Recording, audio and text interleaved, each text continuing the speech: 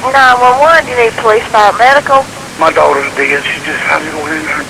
Sir, did she hang herself? No, she didn't hang herself, but how old is she? Around her. She's 11 years old. On November 29th, 2001, 12-year-old Amanda Cope was found strangled to death in her own bed in Rock Hill, South Carolina. Sadly, her own father, Billy Cope, was the one to find her. He immediately went into a state of shock. However, when the police arrived to investigate, they found a very suspicious scene. Who could have done such a thing to a sweet 12-year-old child? And who was the police's main suspect in the case? Welcome back to Mysterious 7, where we shed light on high-profile and under-the-radar cases from across the globe. Today we'll be looking at the case of Billy Cope, a case with more twists in it than you would ever expect. But first, if you haven't subscribed to our channel by now, please consider hitting the subscribe and like buttons. Now, let's dive right in without any further ado. Is she breathing? Oh, no, she's dead. She's cold as a cucumber. And okay, you don't want to try to CPR or anything on her? No, ma'am, she's dead. I mean, her mouth is completely shut. She's ice cold. Okay, when was the last time you saw her live, sir? About 2 o'clock this morning. About 2 o'clock this morning? Has she been 1 o'clock this morning. Has she been sick or anything? No, ma'am. The thing was just wrapped around her neck. Was it her bed clothing or her sheet? It was her blanket. She just had a blanket laying there, and she rolled over and it wrapped around her neck. It's the green thing on the blanket. She laid on the green blanket with a green blanket, and it had a string wrapped around it. I mean,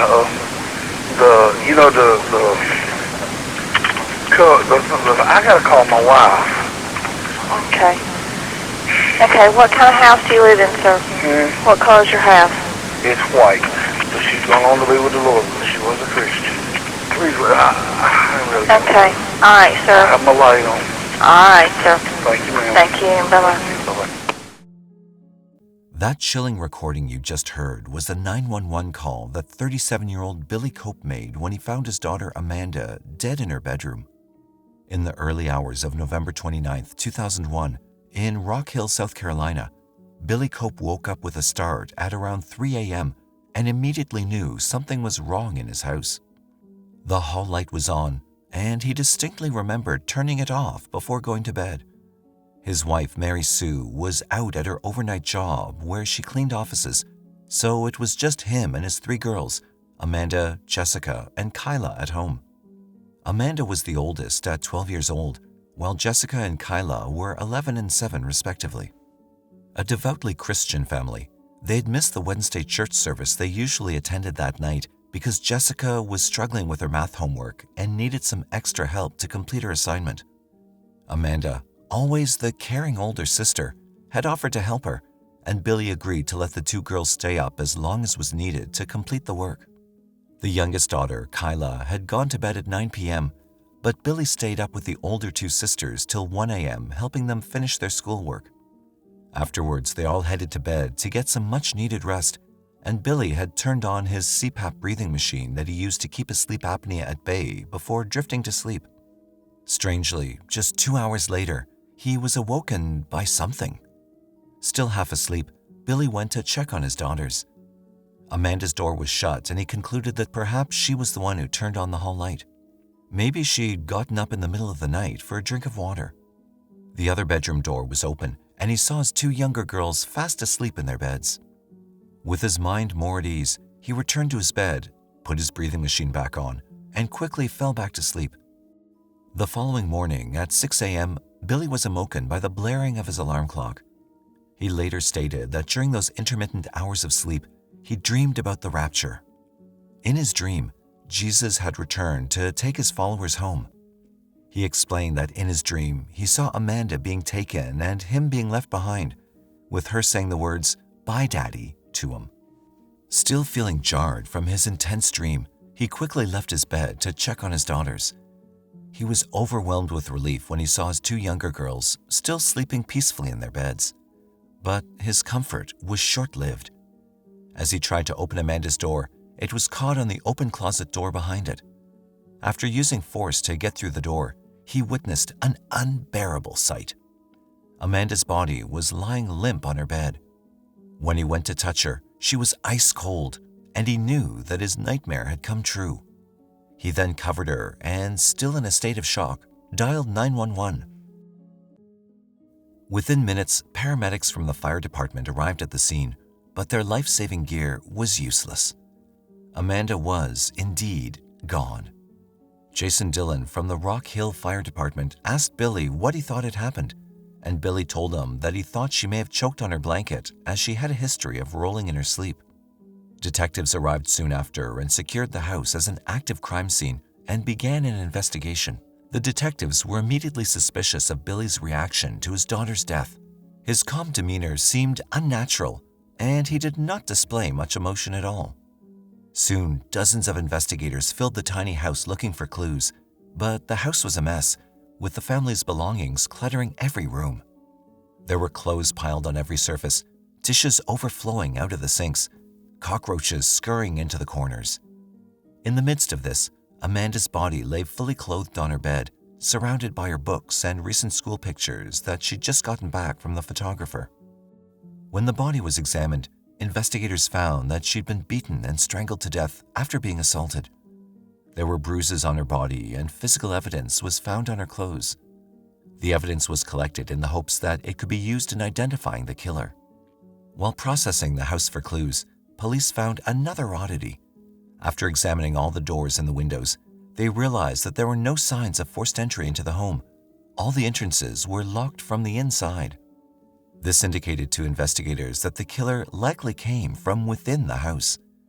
The detectives spoke to Billy and asked him how he thought Amanda had died. Billy claimed that she may have been strangled by her blanket in her sleep, which was not in line with the evidence at the crime scene. Detectives knew they needed to dig deeper. Upon looking into his background, they learned that 2 years prior, he and his wife had both pleaded guilty to neglecting the proper care of their children. This was the final piece of information that they needed. Along with his emotionless reaction to her death, his bizarre explanation of how she died, and the fact that there were no signs of forced entry into the house, it seemed to the police that Billy was clearly the prime suspect in their case.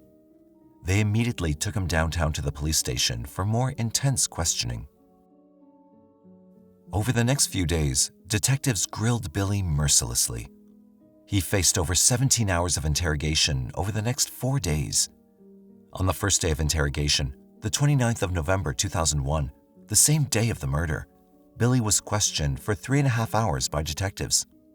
As a result of this initial questioning, detectives had no doubt that he had committed the terrible crime. All they needed from him was a confession. But on that first day, Billy insisted that he was innocent again and again, over 650 times according to the recordings of the interrogations. He told the police that he loved his daughters, and there was no way he would have ever hurt Amanda.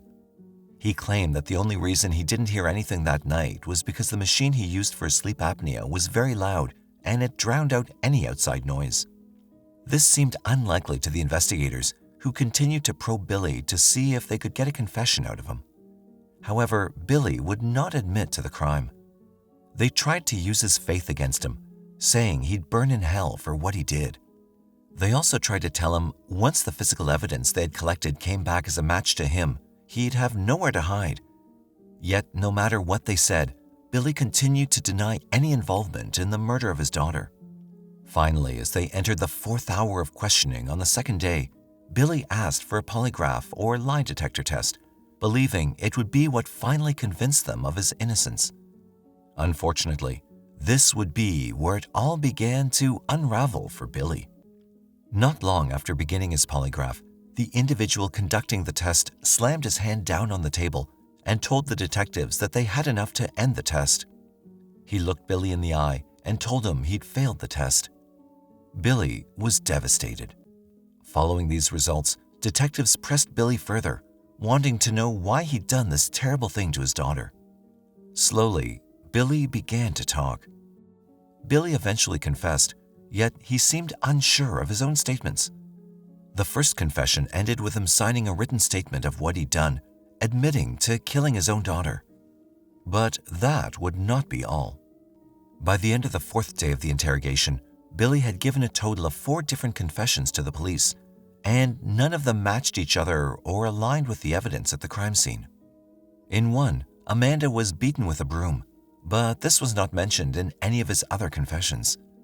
Some confessions included a dream, yet in other statements, the dream was excluded, or a very different version of the dream was told. None of the details from each individual confession lined up with one another. Regardless of this, detectives accepted them as the truth, even though they believed Billy to be severely mentally disturbed. The fourth and final confession was a video reenactment where the police took him back to his house and taped him as he went over what he did the night of the murder. Eventually, due to his many confessions, Billy was charged as the sole perpetrator in the murder of his daughter. However, after these long interrogations, Billy retracted all of his confessions and again protested his innocence in court. Nonetheless, the damage was done, and Billy was sent to prison with no bond or any form of bail. It seemed like the case was done and dusted. A year had passed since the murder. Billy had confessed to the crime, and many people, even those who knew him, were now convinced that he was indeed guilty. But Billy himself was now once again professing his innocence.